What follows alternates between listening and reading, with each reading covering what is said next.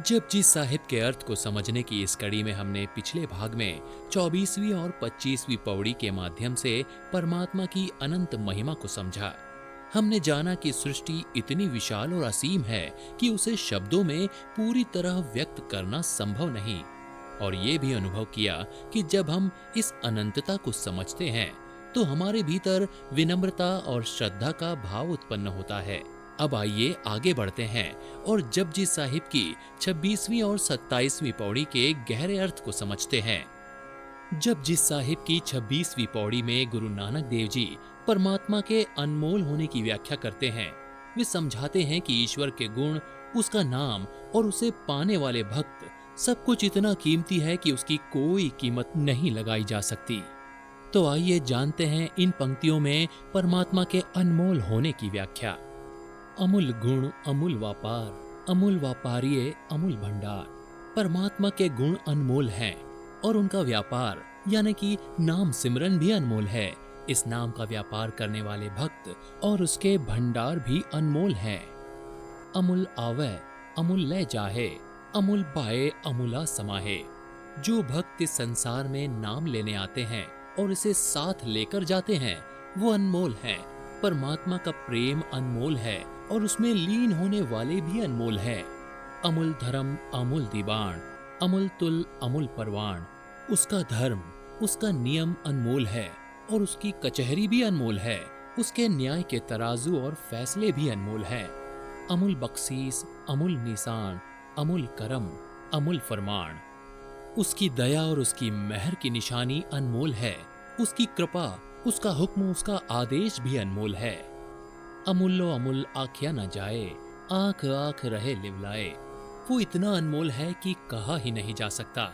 लोग उसका वर्णन करते करते थक गए और अंत में उसमें अपनी लिव, अपना ध्यान लगा दिया। आकह वेद पाठ पुराण, आकह पढ़े करे वख्याण। चारों वेद और 18 पुराणों में भी उसकी महिमा कही गई है। उसको पढ़ने वाले भी अकाल पुरुष का व्याख्यान करते हैं। आकह बरमे आकह इंद, आकह गोपी तय गोविंद। सृष्टिकर्ता ब्रह्मा व स्वर्गाधिपति इंद्र भी उसके अमूल्य गुणों का कथन करते हैं। गिरधर गोपाल कृष्ण और उसकी गोपियां भी उस निरंकार का गुणगान करती हैं। आकह ईश्वर आकह सिद्ध, आकह केते कीते बुध। महादेव तथा गोरख आदि सिद्ध भी उसकी कीर्ति को कहते हैं। उस सृष्टिकर्ता ने इस जगत में जितने भी बुद्धिमान किए हैं वे भी उसके यश को कहते हैं। आकह दानव आकह देव, आकह सुरनर मुन जन सेव। समस्त दैत्य व देवता भी उसकी महिमा को कहते हैं। संसार के सभी पुण्य कर्मी मानव, नारद आदि ऋषि मुनि तथा अन्य भक्तजन उसकी प्रशंसा के गीत गाते हैं। केते आकह आखण पाहे, केते कह कह उठ उठ जाहे। अनगिनत लोग उसे पुकार रहे हैं। कितने ही जीव वर्तमान में कह रहे हैं तथा कितने ही भविष्य में कहने का यत्न करेंगे। कितने ही जीव भूतकाल में कहते हुए अपना जीवन समाप्त कर चुके हैं। एते किते होर करे, ता आख न सके केई के। यदि परमात्मा इतने ही लोग और पैदा कर दे तब भी उसकी महिमा का पूरा वर्णन कोई नहीं कर सकता। जेवड़ भावे तेवड़ होए, नानक जाने साचा सोए। वो जितना चाहे उतना बड़ा हो सकता है। श्री गुरु नानक देव जी कहते हैं कि वो सत्य स्वरूप निरंकार ही अपने अमूल्य गुणों को जानता है। जे को आखे बोल विगाड़, ता लिखिए सिर गवारा गवार। यदि कोई अहंकारी व्यक्ति ये कह दे कि वो ईश्वर को पूरा जान गया है तो उसे मूर्खों का मूर्ख लिखा जाएगा। इस पौड़ी का सार ये है कि परमात्मा की महानता को शब्दों में नहीं बांधा जा सकता। जो उसे मापने की कोशिश करता है वो ना समझ है। हमें केवल श्रद्धा से उसके चरणों में शीश झुका देना चाहिए। 27वीं पौड़ी जपजी साहिब की सबसे लंबी और महत्वपूर्ण पौड़ियों में से एक है। इसमें गुरु नानक देव जी उस दरवाजे यानी दर और घर यानी परमात्मा के निवास का वर्णन करते हैं जहां पूरी कायनात एक साथ उसकी स्तुति कर रही है। आइए इसका अर्थ पंक्ति दर पंक्ति समझने की कोशिश करते हैं। सो दर केहा सो घर केहा, जित बह सर्ब समाले। उस प्रतिपालक ईश्वर का द्वार तथा घर कैसा होगा, जहां बैठकर वो परमात्मा पूरी सृष्टि की देखभाल करता है। वाजे नाद अनेक असंख्या केते वावणहारे। फिर इस पंक्ति के माध्यम से सद्गुरु जी इस प्रश्न का निवृत्ति में उत्तर देते हैं। हे मानव, उसके द्वार पर नाना प्रकार के असंख्य वादन गूंज रहे हैं और कितने ही उनको बजाने वाले विद्वान हैं। केते राग परिस्यो कहियन केते गावण हारे। वहाँ कितने ही राग हैं जो रागिनियों के संग वहाँ गान किए जा रहे हैं, और उन रागों को गाने वाले गंधर्व आदि रागी भी कितने ही हैं जो उस परम पिता परमेश्वर के गुणगान कर रहे हैं। गावह तुहनो पौण पाणी बैसंतर, गावह राजा धर्म द्वारे। गुरु नानक देव जी यहाँ बता रहे हैं कि प्रकृति का कण कण उसकी महिमा में लीन है।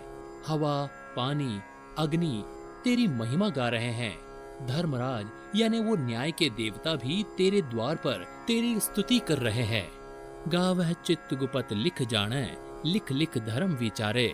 जीवों द्वारा किए जाने वाले कर्मों को लिखने वाले चित्रगुप्त भी उस अकाल पुरुष का यशोगान करते हैं, तथा धर्मराज चित्रगुप्त द्वारा लिखे जाने वाले शुभाशुभ कर्मों का विचार करता है।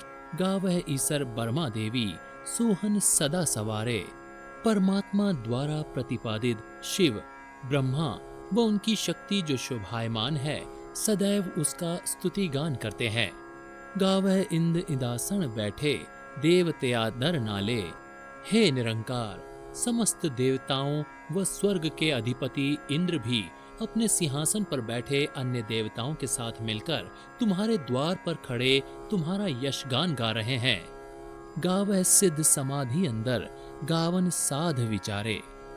सिद्ध पुरुष अपनी समाधि में और साधु अपने विचारों में तुम्हें गा रहे हैं और तुम्हारा यशोगान कर रहे हैं। गावन जति सती संतोखी, गावह वीर करारे। तुम्हारा स्तुति गान यति, सती और संतोषी व्यक्ति भी गाते हैं, तथा पराक्रमी योद्धा भी तुम्हारी महिमा का गान करते हैं। गावन पंडित पढ़न सखीसर, जुग जुग वेदा नाले।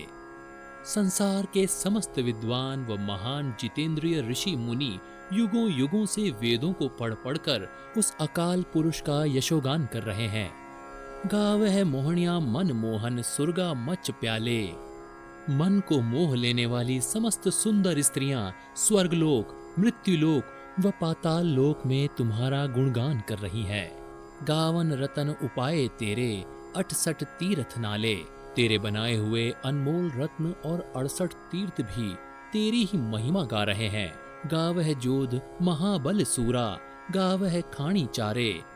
सभी योद्धा, महाबली, शूरवीर अकाल पुरुष का यश गाते हैं। उत्पत्ति के चारों स्रोत अंडज, जरायुज, स्वेदज और उद्भिज ये भी उसके गुणों को गाते हैं। गावह खंड मंडल वर भंडा, कर कर रखे धारे। नवखंड, मंडल व संपूर्ण ब्रह्मांड जो उस सृजनहार ने बनाकर धारण कर रखे हैं, वे सभी तेरी स्तुति गाते हैं। से तुधनो गावह जो तू भावन रते, तेरे भगत रसाले।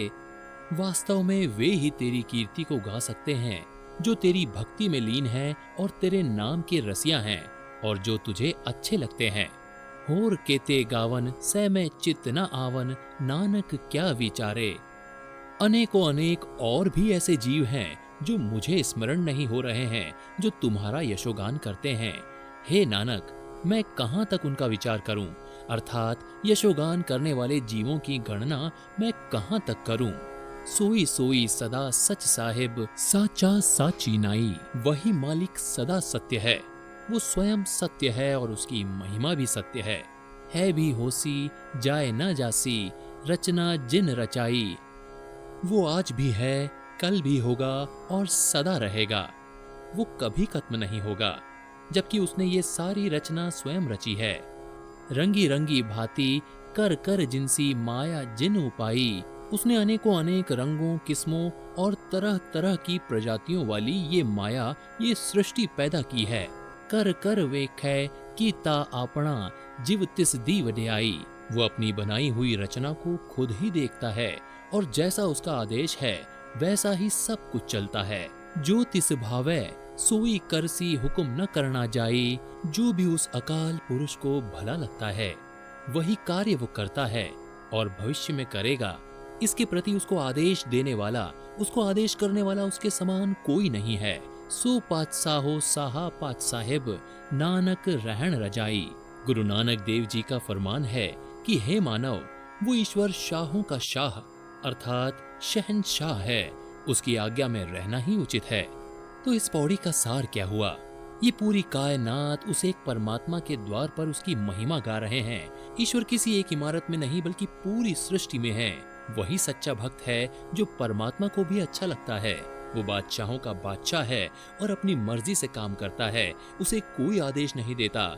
मनुष्य की भलाई और शांति केवल ईश्वर की इच्छा में ही है।